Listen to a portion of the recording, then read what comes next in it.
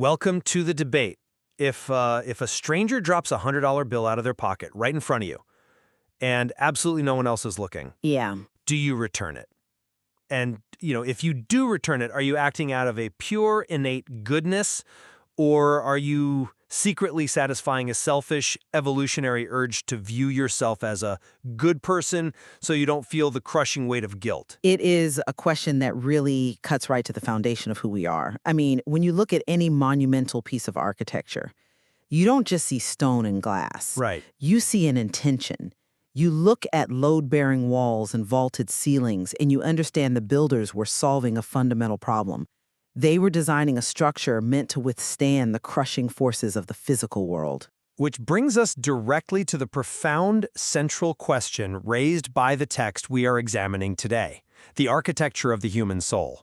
It's such a fascinating read. It really is, and the text poses a remarkably explicit binary that we are going to dissect for you today. It asks simply and starkly, is humanity naturally good or naturally selfish?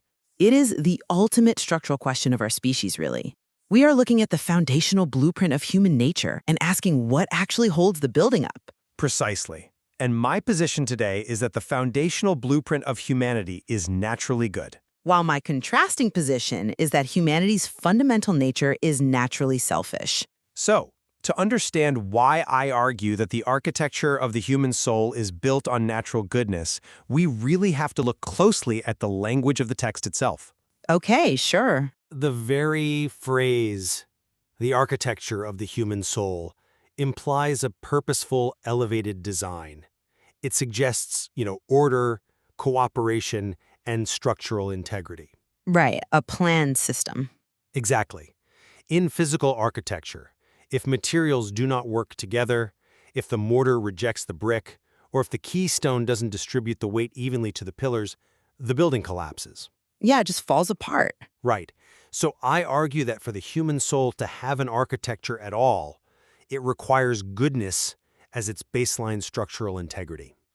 Goodness, in this context, means a natural inclination toward cooperation, empathy, and harmony with other components of the human structure. Mm-hmm. If we were fundamentally chaotically selfish at our core, there would be no architecture at all. There would only be a pile of rubble. The human soul functions precisely because our primary design is cooperative. Well, I come at it from a different way. When I read the architecture of the human soul, I see a text that recognizes structure not as an expression of utopian harmony, but as a sophisticated mechanism for defense and self-preservation. Defense from what, exactly? Well, think about the earliest forms of human architecture. We didn't build open-air pavilions to hold hands in. We built walls. We built palisades. Right, fortresses. Exactly. We built structures to keep the predators out and to protect our own resources. So the most natural state of any human architecture is inherently selfish, because its first and only true mandate is its own survival. But calling a building selfish? To say a building is selfish sounds strange, I know. But if you translate that to the human soul, it means the foundational code is self-interest. Every cooperative behavior we observe is secondary. I see. It is a calculated strategy employed by a fundamentally selfish organism to ensure its own continued existence. The blueprint isn't altruism, it's survival. Well, that brings us right to the crux of the matter, because we are using the word natural to mean two entirely different things. How so? When the text asks if humanity is naturally good or naturally selfish, we have to define that modifier. I see why you think that, but let me give you a different perspective. When we speak of something's natural state in the context of an architecture, we are not talking about the raw, unrefined dirt on the ground before the digging begins. Right. We are talking about the highest intended state of the design. Wait, you're saying the natural state is the finished product, not the origin? Exactly. Think of an acorn. An acorn's natural trajectory is to become an oak tree. Okay, sure. The natural state of a complex system is its fully realized, uncorrupted form. So when I say humanity is naturally good, I mean that when the human soul is allowed to develop without the corrupting forces of extreme scarcity or trauma, its baseline output is empathy, altruism, and connection. But is it though? Look at the mechanism of empathy in our own biology. We literally have mirror neurons in our brains. When I see you accidentally slam your finger in a door, a specific part of my brain lights up as if my finger was slammed. Yeah, the physical response. That is a physical hardwired mechanism for shared experience. Goodness isn't some artificial concept forced upon us. It is the completed building wired into the foundation. See, that is a highly idealized interpretation of the word naturally. And I think it completely misunderstands why those mirror neurons exist. You're looking at the penthouse and ignoring the foundation. Ignoring the foundation. Yes. When we ask what is natural, we are asking about the primal foundational baseline. If you strip away the social conditioning, the laws, the fear of punishment, the artificial scaffolding we've erected over millennia, what is the irreducible minimum of human motivation? Well, I'd say, It is the drive to sustain the self. but empathy is part of that baseline. Let me finish the thought on mirror neurons, though. You say they prove goodness. Evolutionary biology says they are a sophisticated radar system. A radar system. Yeah, they evolved so I can predict your behavior, understand your state of mind, and adjust my own actions to keep myself safe. If I can read your pain or anger, I can survive your potential aggression or avoid whatever just hurt you. Ah. It's not a charity mechanism. It's an intelligence-gathering tool for the self. If a person is starving, the architecture of their soul doesn't prioritize sharing. It prioritizes eating. Sure, but Selfishness is not a corruption of the design. It is the design. It is the fail-safe mechanism built into the deepest levels of our cognitive architecture to ensure we don't perish. if selfishness were the truest baseline, humanity would have never survived its infancy. How do you mean? You mentioned the starving person, which is the classic extreme edge case. But let's look at early hominids. The primal baseline you're referring to is inherently social. Social, yes. An isolated human in the ancestral environment wasn't a free, purely selfish individual. An isolated human was a dead human. Our brains expanded exactly in tandem with our social cooperation. I agree that we evolved to live in groups. But why did we do that? Because the group serves the individual. You are conflating biological interdependence with goodness. They're deeply related. Not necessarily. The individual hominid doesn't sacrifice itself for the group out of a transcendent, pure altruism. It cooperates because cooperation yields a higher return on investment for the self. You're describing a business transaction, not human nature. I'm describing the mechanism of survival. It's mutual exploitation. Let's look at reciprocal altruism. Okay. I scratch your back, so you will scratch mine. I share my meat with you today when I have a successful hunt, not because I am quote-unquote good, but because I am buying an insurance policy for next week when I might fail to catch anything. And you need me to share with you. Exactly. That is deeply intrinsically selfish. It is a beautiful, complex system of calculated reciprocity. But at its root, the motivation is always self-preservation. Let's pull this back to the specific imagery of the text then. Okay. If we view the human soul as a constructed architecture, we have to ask, what material is actually bearing the load? What holds the structure together under pressure? Right. I would offer an analogy here. In the architecture of the human soul, goodness is the mortar holding the bricks together. Think about the physical mechanism of a brick wall. Bricks are individual units. They are discrete, separate entities. Like individual humans. Yes, exactly. If you just stack bricks on top of each other without mortar, the wall might stand in perfect weather. But the moment the wind blows, the moment there is external pressure, a famine, a crisis, a predator, the structure collapses. Goodness, trust, empathy, the willingness to put the needs of another before your own, that is the chemical bond that transforms a pile of individual bricks into a resilient, unified structure. Interesting. Without that inherent good, without that mortar bonding the elements together, the human structure simply cannot withstand the forces of existence. That's a compelling argument. But have you considered that the mortar is functionally useless without the structural integrity of the bricks themselves? Well, and those bricks, in this analogy, are built entirely of self-interest. You cannot construct a building out of just mortar. It would be a puddle on the ground. But without mortar, it's just a pile of rocks. Yes, but the actual load-bearing pillar of the human soul, the material that takes the compressive force of gravity and survives, is selfishness. I strongly disagree. Hear me out. Self-interest is what guarantees the building survives external pressures. Let's look at behavioral economics to see how this works in practice. Have you ever looked at the ultimatum game? The psychological experiment where two people split a sum of money? Exactly. For those who aren't familiar, in the ultimatum game, player A is given, say, $10 and gets to propose how to divide it with player B. Right. Player B can either accept the split and both get the money, or reject it and neither gets anything. If humanity were naturally good and altruistic, player A would always offer an even split out of fairness.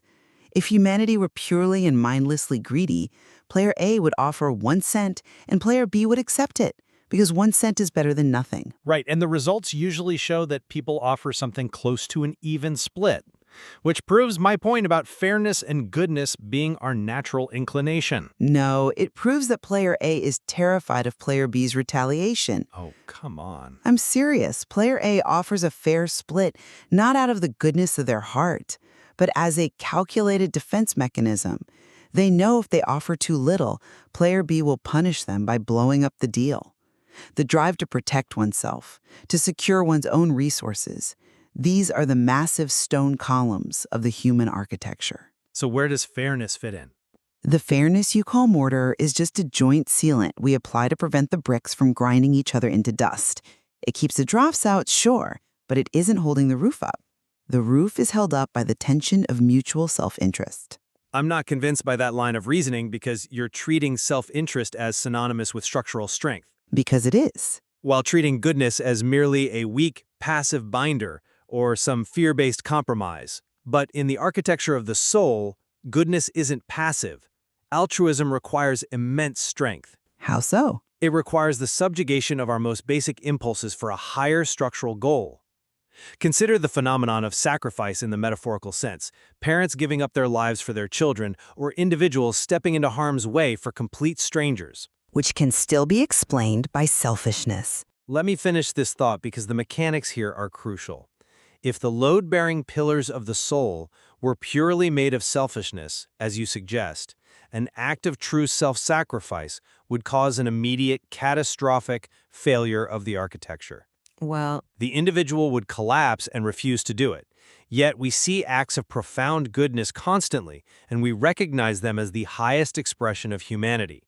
They distribute the weight of human suffering and make society possible. okay, but You say fairness in the ultimatum game is driven by fear, but what about the dictator game where player B cannot reject the offer? right. People still give away money. People still donate anonymously to charity.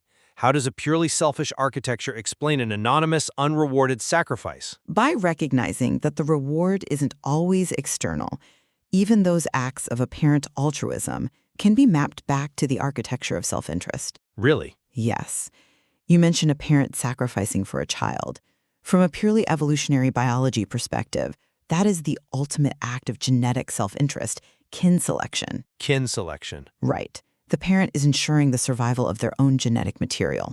The architecture is prioritizing the long-term survival of its code over the short-term survival of its current vessel. And the anonymous donor, the person who jumps in front of a train to save a stranger? Psychological studies often show that they are driven by a deeply internalized architecture of self-esteem. They are avoiding the immense, crushing guilt they would feel if they did nothing. Or they are acting on a deeply ingrained heuristic, a mental shortcut, that was originally built to secure social elevation in small tribes. That's quite a stretch. The mechanism is still self-preservation. The pillar remains self-interest, even if it is beautifully carved and decorated to look like pure goodness from the outside. That feels like a remarkably cynical rendering of the text, and it brings us to our third major point of contention, the true nature of the blueprint itself. Okay, lay it on me. When the text uses the phrase, the human soul, it is deliberately choosing a word loaded with transcendence. Sure. It didn't say the architecture of the human mind or the architecture of the human animal. It said soul. I think you are putting too much weight on a single word. I don't think I am.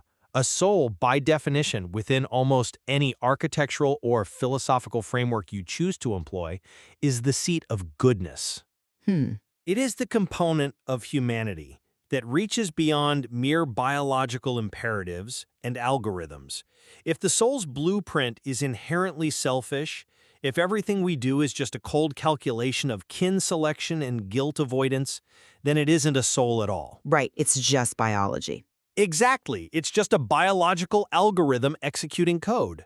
The very existence of the concept of a soul in this text demands that goodness is its strict requirement. You cannot have a soul that is fundamentally selfish without that structure collapsing into total moral chaos. I'm sorry, but I just don't buy that. Let me tell you why. The text use of the word soul does not automatically grant it a purely altruistic mandate. Why not? You are imposing a specific, highly romanticized definition onto the text that it hasn't earned. If we look at the soul as the aggregate of our deepest drives, our fundamental essence, then the architecture of the soul is simply an honest mapping of human motives. Okay. And an honest mapping always traces back to the self. But how does a system built entirely on selfishness avoid chaos? I mean, if everyone is purely out for themselves, the building falls apart. Chaos doesn't ensue because of selfishness. Chaos is prevented by it. Prevented? Yes. The soul is organized precisely because self-interest is predictable. It follows the laws of physics, so to speak. If everyone acts to preserve themselves, we can build societal structures around that predictable tension. It's like a tensegrity structure. A tensegrity structure? You mean like those floating tables that look like they defy gravity? Exactly. A tensegrity structure is an architectural marvel.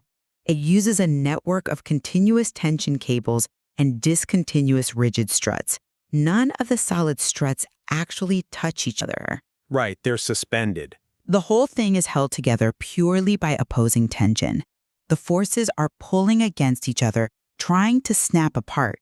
But because they are pulling in all directions equally, that very tension is what creates a perfectly stable, resilient shape. That's a fascinating visual. That is the human soul. The opposing forces of individual selfishness pull against each other, and that creates our society. It creates the structure. That's an interesting point and a fantastic visual, though I would frame it differently. How so? A tensegrity structure requires perfect balance, and it requires cables that are explicitly designed to hold that tension without snapping. If humanity were naturally and purely selfish, there would be no restraint.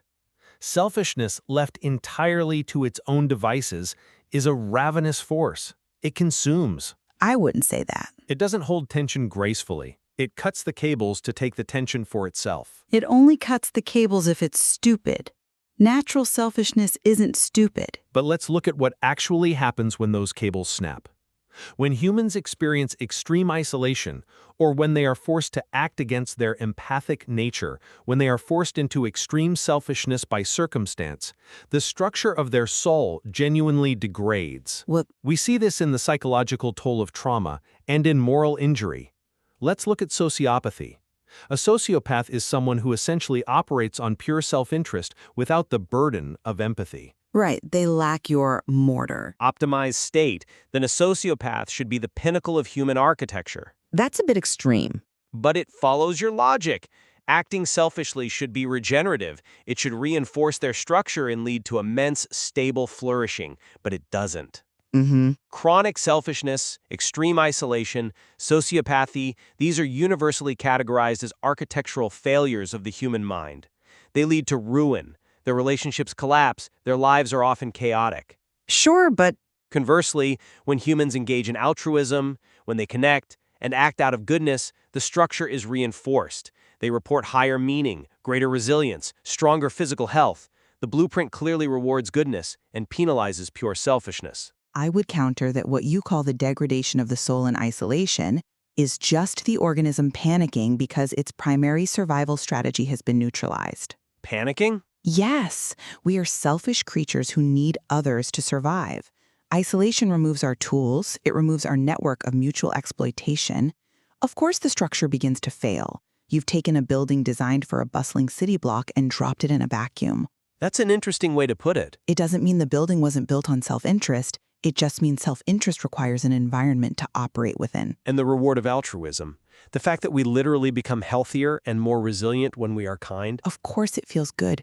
The biological architecture evolved to release massive doses of dopamine and oxytocin when we engage in behaviors that secure our social standing and strengthen our survival network. Right. The fact that it feels good is the ultimate proof of its selfish origin. We do good because the architect of our biology built a chemical reward system to make sure we keep doing it. We do it because it benefits us, physiologically and psychologically. But don't you see the contradiction there? No, where? You're saying the architect built a system to reward goodness, but that the architect isn't goodness itself. If a house is wired to light up when you flip a switch, the light isn't an accident. The architect wired it that way because they wanted light. Okay, I see your analogy. If our biology is wired to reward empathy and cooperation, then empathy and cooperation are the intended design. I think you are reducing the entirety of human experience to a rather bleak chemical transaction. It's just biology. But by your logic, the most profound acts of love, the greatest sacrifices, the most beautiful expressions of human solidarity are nothing more than the soul's architecture settling its accounts. See, it is not bleak to be honest about our foundation. I actually find it incredibly empowering. Empowering? Absolutely. If we understand that the load-bearing pillars are made of self-interest, we can engineer better societies. We don't have to rely on the fragile hope that people will just naturally be good. Right. We don't have to be disappointed when they aren't. We can design systems, economies, and laws that align self-interest with the public good. We can build a stronger architecture because we finally understand the materials we are working with, rather than pretending they are made of something purely noble that might crumble under real pressure. Well, we are approaching the end of our time, and the divergence in our perspectives on this profoundly brief text is incredibly stark. It really is. To summarize my position, I maintain that the architecture of the human soul points to a structure whose very existence depends on natural goodness. When we look at the evolutionary trajectory of our brains, the psychological need for connection, and the biological rewards of empathy, we see that goodness is the mortar. It is the overarching design and the only sustainable baseline that prevents the human structure from collapsing into ruin. Empathy and cooperation are not secondary traits. They are the original blueprint. And my position remains that the fundamental natural architecture of humanity is built purely on selfishness and self-preservation. Right. The soul is a sophisticated tensegrity structure designed to protect the self. Every arch of cooperation and every wall of altruism is ultimately a load-bearing pillar of self-interest, whether driven by kin selection, fear of retaliation, or chemical reward. It is a brilliant system engineered to ensure our survival in a hostile world. Yet, despite this fundamental disagreement on the nature of the materials, I think we have arrived at a very clear point of convergence. I'd agree. We both agree that humanity possesses a distinct, measurable architecture. Exactly. The premise of the text is incredibly valid. We are not formless, chaotic entities just bumping into each other in the dark. No, definitely not. There is a deeply ingrained structure to our nature, a specific design that governs how we interact with the world and with each other. Absolutely. The architecture exists. We can observe its laws in biology and game theory. We can test its limits in behavioral economics, and we can study its history. Right. Our continued disagreement lies purely in the motive force behind that architecture, whether that foundational blueprint is fundamentally good or fundamentally selfish. Which speaks to the immense value of analyzing the root components of our own nature. Truly. The brief but profound question posed by the architecture of the human soul isn't a riddle to be solved and forgotten. It requires constant internal exploration. Every time we make a decision, every time we choose to share that $100 bill we found on the ground or pocket it for ourselves, we are testing the stress points of this architecture. We are constantly living inside this structure, often without ever looking at the blueprints in the basement. Asking these questions forces us to look at the foundation. It forces us to understand why the walls stand, rather than just taking the roof for granted. Wonderfully said. So, as we leave this discourse, I want you to think back to that monumental structure we envisioned at the start. Mm-hmm. When you look at the architecture of your own soul, when you examine the walls you've built and the spaces you've opened up, ask yourself, what intention truly holds them together? Are you built to welcome, or are you built to withstand? The answer might just change how you inhabit the building. Thank you for joining us on The Debate.